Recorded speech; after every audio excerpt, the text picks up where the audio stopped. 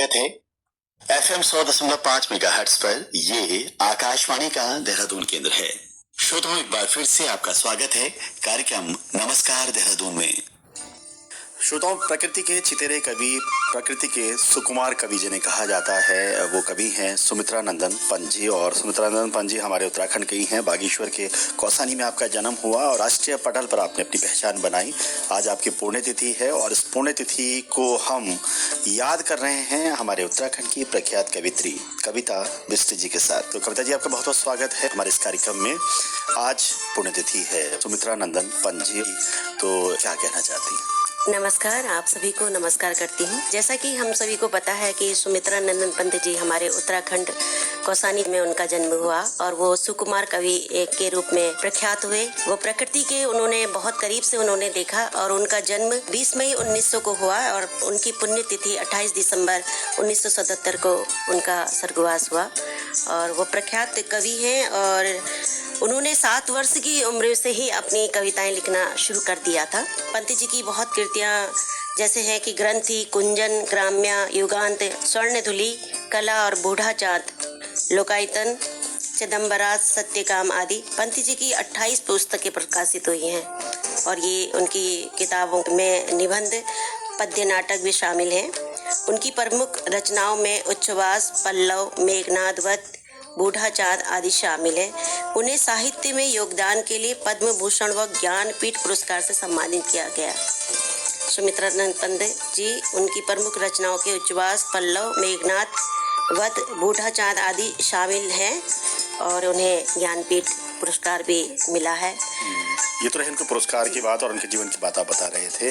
प्रकृति के बहुत करीब रहे हैं और उनकी जो कृतियां रही हैं उसमें प्रकृति का सौंदर्य की बात हमेशा होती आई है। तो कौन सी आज ऐसी उनकी वो जो कृति है जो आपको आज के दिन पे याद आ रही है? जी, उनकी कृति है कि प्रथम रश्मि का आना रंगनी, तूने कैसे पहचाना। यह पंक्तियां सुमित्रा नंदन पंत जी की कविता प्रथम रश्मि से ली गई हैं।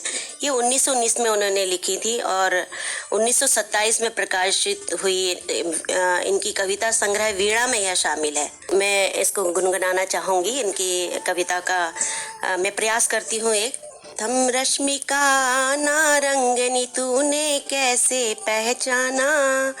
कहाँ कहाँ है बाल बिहंगनी, पाया तूने वह गाना। सोई थी तू स्वप्न नीड़ में, पंखों के सुख में सिपकर। ऊँग रहे थे घूम द्वार पर, प्रहरी से जुगनू नाना। शशि किरणों से उतर उतर कर, शशि किरणों से उतर उतर कर, भूपर काम रूप नवचर। चूम नवल कलियों का मृदुमुख सिखा रहे थे मुस्काना। स्नेहहीन तारों के दीपक श्वास शून्य थे तरु के पात। विचर रहे थे स्वप्न अवनी में, तमने था मंडप ताना। कूक उठी सहसा तरुवासिनी, गा तू स्वागत का गाना। किसने तुमको अंतर्यामिनी, बतलाया उसका आना। बहुत सारी सुमित्रा नंदन पंत जी की प्रसिद्ध कविताएं हैं, मेरी बहुत दिल के करीब हैं क्योंकि सुमित्रा नंदन पंत जी प्रकृति के प्रेमी थे और मैं भी उत्तराखंड से हूँ और कौसानी में हमारा आना जाना रहता है। तो उनके जब भी हम स्थल में जाते हैं तो उन्हें नमन करते हैं। उनकी बहुत सारी कृतियाँ हैं जो कि बहुत प्रसिद्ध हैं और मन को छूती हैं।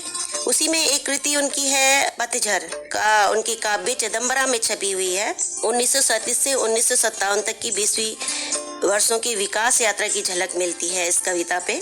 और ये मैं प्रयास करती हूँ कि इसके कुछ अंश आप लोगों तक पहुँचाऊँ। रिक्त हो रही आज डालियां, डरो न किंचित। रक्त पूर्ण मांसल होंगी फिर जीवन रंजित।